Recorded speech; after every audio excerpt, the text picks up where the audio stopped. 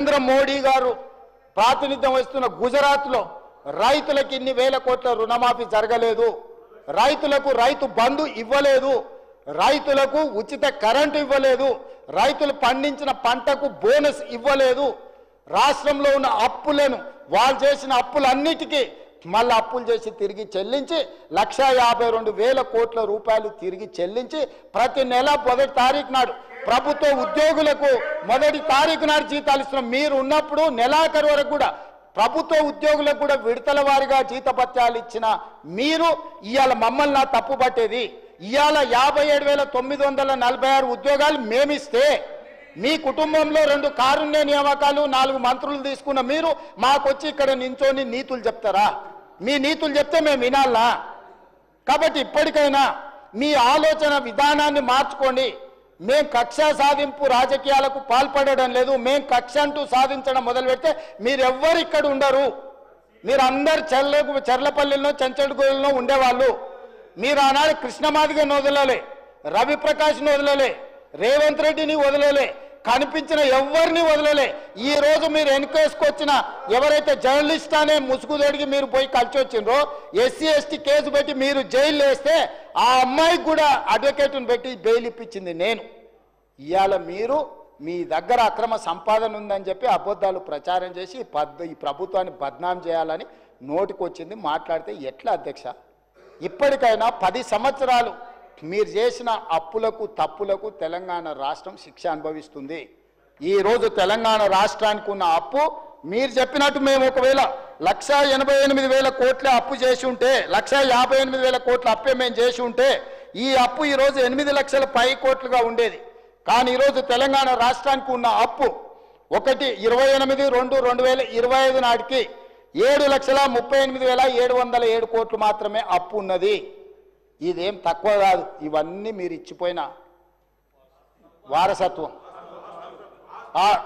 వారి ఆస్తులు సృష్టించడం అంటారు. ఏం సృష్టించారు అధ్యక్ష? ఒక్కటి చెప్పు. కాళేశ్వరం. మా వెంకటరెడ్డి గారు చెప్పారు అది కూలేశ్వరం అని. 3 ఏళ్లలో 1,02,000 కోట్లు కాంట్రాక్టర్లకు పే చేశారు.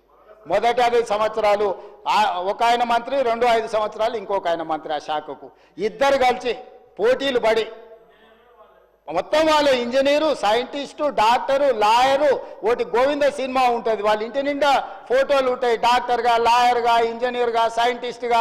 నిజంగానే అమ్మాయి పెళ్లి చూపులకు వచ్చి అవన్నీ చూసి ఇవన్నీ చదువుకుంటామని పెళ్లి చేసుకుంటుంది. తర్వాత చూస్తే వానికి ఓనమాలు కూడా రావు, ఇడిచిపెట్టి పోతా ఉంటుంది. ఇంకా పెద్దలందరూ కూర్చొని పంచాయతీ తెస్తారు. అట్లా కాదురా నాయన, పెళ్ళి అయితే ఎట్లో గట్లా సంసారం చేయి, ఇట్లా కాదు, కుదరదు, వాడికి ఫోటోలు దిగ పిచ్చి ఉన్నది, ఇవన్నీ పిచ్చి పనులు చేస్తుంటాడు, కాకపోతే మనిషి మంచోడే అని. ఇవాళ డాక్టర్లు, లాయర్లు, ఇంజనీర్లు 80,000 పుస్తకాలు అన్నీ మీరే చదివినాం అని చెప్పి కడితే అది కుప్ప కూలిపోయింది. దాంట్లో నీళ్లు నింపండి అంటుండు. నీళ్లు నింపితే కొట్టుకపోతుందని ఎన్డీఎస్ఏ చెప్తుంది. నీళ్లు నింపి కొట్టుకపోతే చూసినా కాంగ్రెస్ వాళ్ళు మేము కడితే కూలింది ఇప్పుడు వీళ్ళు కొట్టుకపోయేటట్టు చేసిరని మమ్మల్ని బద్నాం చేయాలని కంకణం కట్టుకొని తిరుగుతారు. 5 మంది రిటైర్డ్ చీఫ్ ఇంజనీర్లతో వాళ్ళే కమిటీ వేసారు కూలేశ్వరాన్ని ఎక్కడ కట్టాలని. ఈడ కడితే గ్యారెంటీగా కూలిపోతుంది, ఇది మాత్రం వద్దని వాళ్ళు వేసుకున్న రిటైర్డ్ తెలంగాణ ఇంజనీర్లు నివేదిక ఇచ్చారు. తుమ్మిడేటి దగ్గరనే కట్టండి, తర్వాత ప్రత్యామ్నాయాల కింద ఒకవేళ మీరు మేడిగడ్డ దగ్గర కట్టిరాలంటే ఇది కుప్ప కూలుతుందని వాళ్ళు తెలంగాణ వచ్చిన తర్వాత విఘ్నత కలిగిన తెలంగాణ రిటైర్డ్ చీఫ్ ఇంజనీర్లు 5 మందితో వాళ్ళు కమిటీ వేస్తే కమిటీ స్పష్టమైన నివేదిక ఇచ్చింది అధ్యక్ష అక్కడ కట్టొద్దని. కానీ భరితెగింపుతోనే అక్కడ కడితే అది కూలిపోయింది. ప్రజల క్షమాపణ చెప్పి తప్పు జరిగింది ఏం చేద్దామని అడగకుండా ఇంకా బుకాయించే పని.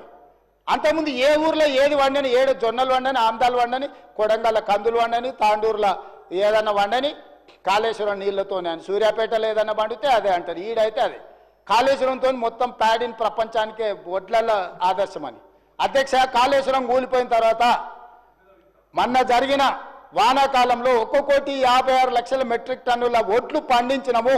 అది శ్రీరామ్ సాగరు, శ్రీపాదర, ఎల్లంపల్లి, శ్రీశైలము, నాగార్జున సాగరు, జూరాల, భీమా, కల్వకుర్తి, నెట్టంపాడు, కోయిల్ సాగరు, మంజిరా, అదేవిధంగా ఇక్కడ ఉండే ప్రాజెక్టులు అన్నీ ఆనాడు కాంగ్రెస్ పార్టీ లేకపోతే నిజాం సర్కార్ కట్టిన ప్రాజెక్టుల కింద 1,56,00,000 మెట్రిక్ టన్నుల వడ్లు మనం పండిస్తే ఈ గొప్పతనం అంతా తీసుకెళ్లి ఫామ్ హౌస్లో వండుకున్న వాళ్ళు వాళ్ళ ఖాతాలు రాసుకుంటారు అధ్యక్ష.